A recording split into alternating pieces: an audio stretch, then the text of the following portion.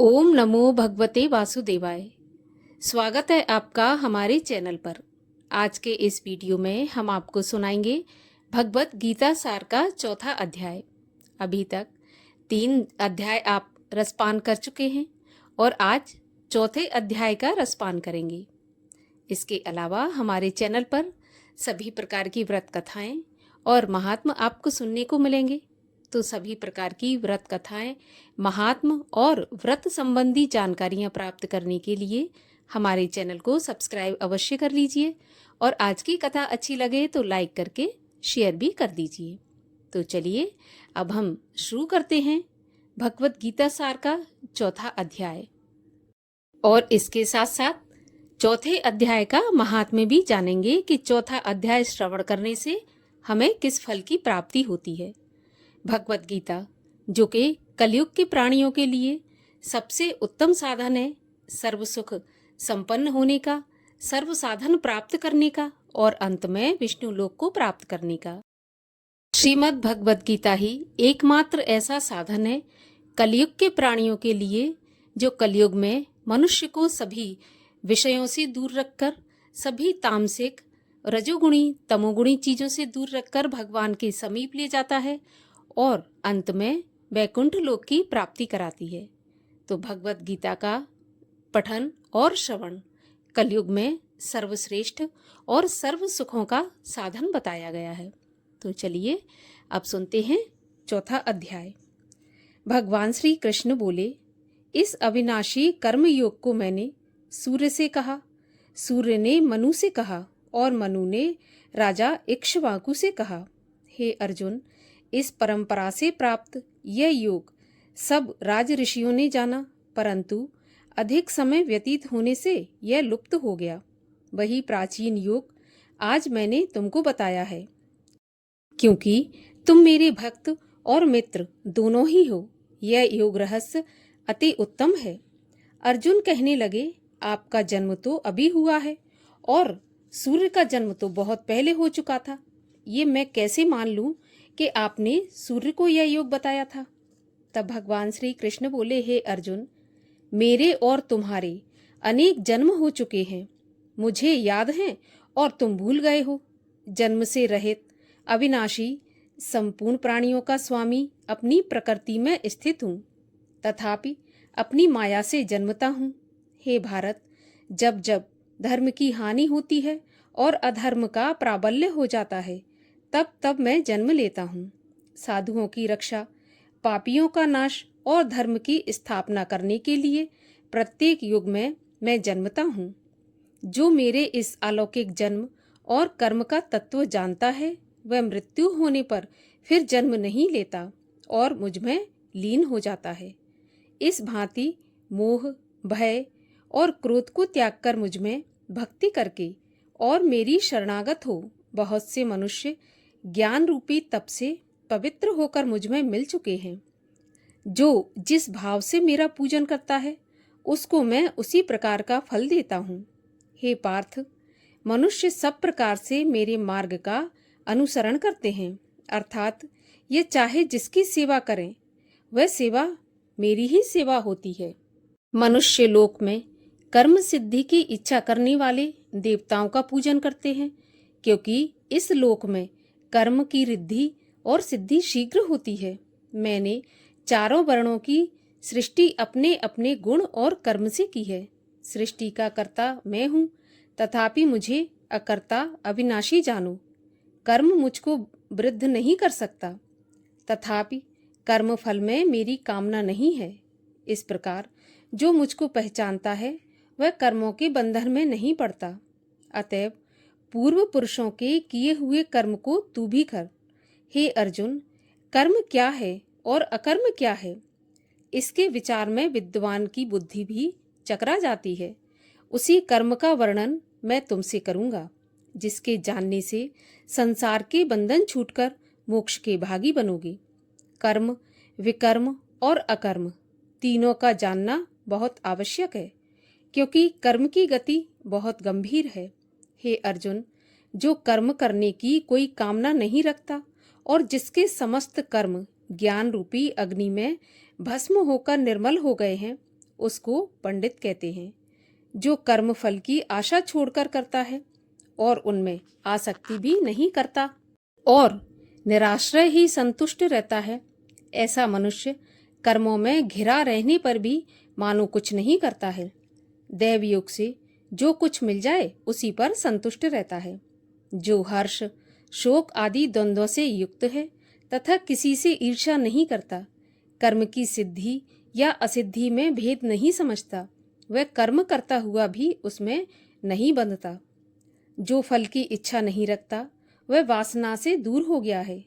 ज्ञान में जिसका मन अचल है, जो ज्ञान के कर्म करता है, वे सब कर्म लुप्त हो जाते हैं। हवन करने का पदार्थ भी ब्रह्म है, आहुति देने वाला भी ब्रह्म है। इस प्रकार जिसकी बुद्धि में सब कर्म ज्ञानमय है, उसको ब्रह्म प्राप्त होता है।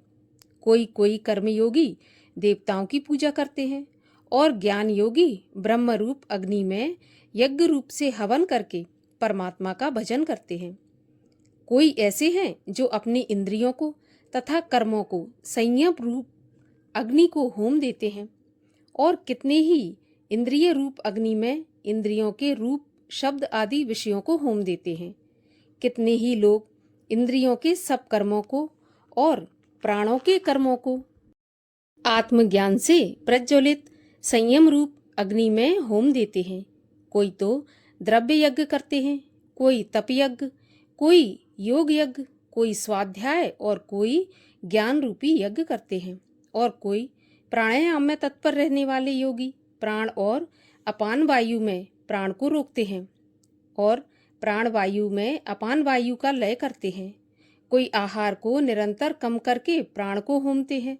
वे यज्ञ वेत्ता हैं और यज्ञ ही इनके सब पाप नाश करते हैं। जो यज्ञ में बचे हुए अमृत रूप अन्न को खाते हैं, वे सनातन ब्रह्म को प्राप्त होते हैं। हे अर्जुन, जो यज्ञ नहीं करते उनको यह लोक और परलोक दोनों ही नहीं है। इस प्रकार से बहुत से यज्ञ वेद में विस्तार सहित वर्णित है। इन सबको कर्म से उत्पन्न हुए जानो। हे परंतम, द्रव्यमय यज्ञ से ज्ञान यज्ञ उत्तम है। हे पार्थ, फल सहित सब कर्म ज्ञान में समाप्त हो जाते हैं। सो उस ज्ञान यज्ञ तत्वदर्शी और ज्ञानी लोग तुमको उपदेश करेंगे। इसीलिए तुम उनकी सेवा करना और उनको विनय पूर्वक प्रसन्न करके ज्ञान यज्ञ जानना। इस ज्ञान यज्ञ का लाभ प्राप्त करके फिर तुमको ऐसा मोह कभी नहीं होगा। इसी ज्ञान से समस्त प्राणियों को तुम अपने में और मुझ में देखोगे। यदि सब प्राणियों से भी अधिक पाप करने वाले हों तो भी ज्ञान रूपी नौका से ही सब पाप रूपी समुद्र को पार कर जाओगे।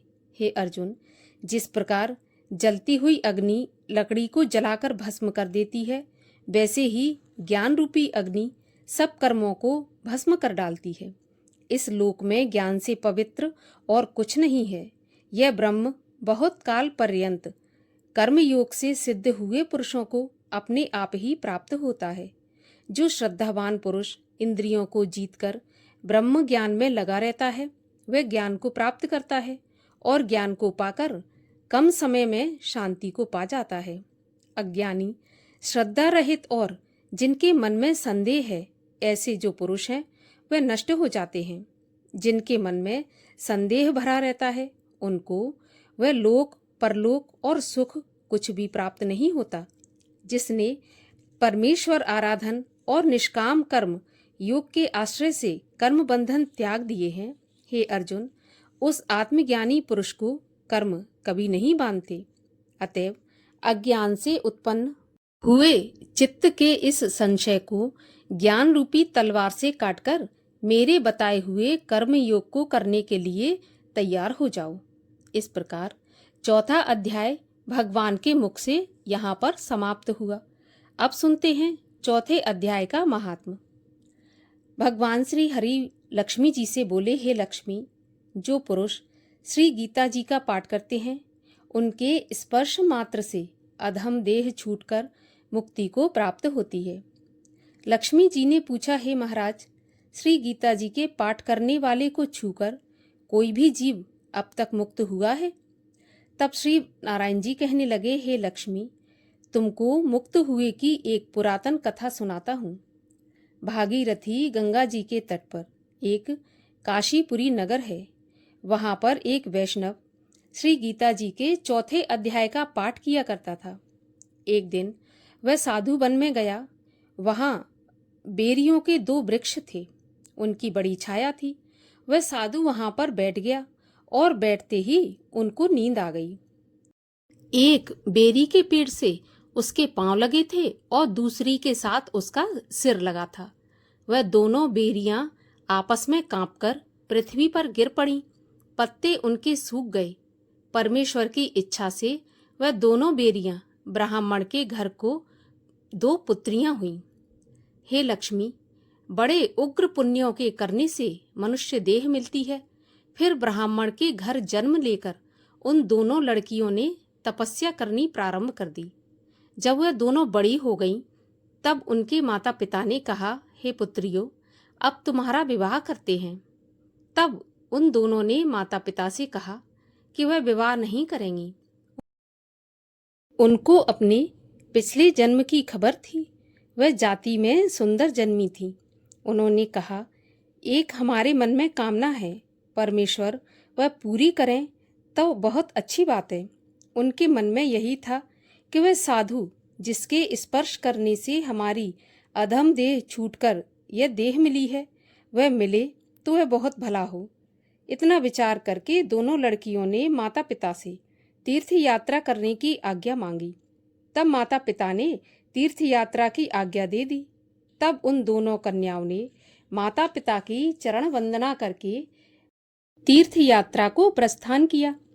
तीर्थ यात्रा करती करती वे बनारस पहुंची। वहां जाकर देखा कि एक तपस्वी बैठा है।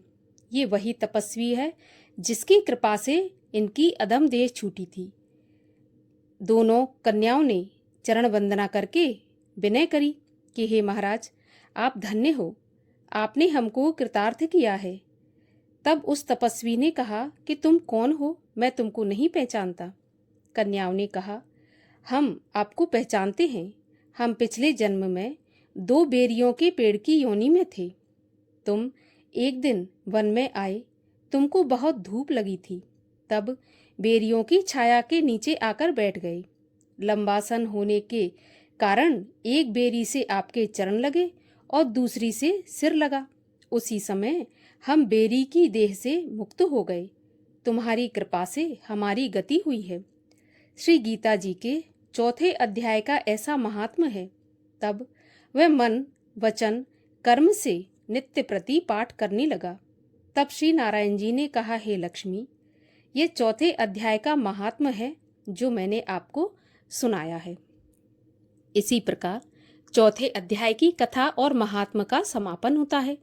5वें अध्याय की कथा और महात्म्य सुनने के लिए चैनल को सब्सक्राइब करके रखिए और बेल आइकन पर प्रेस कर लीजिए।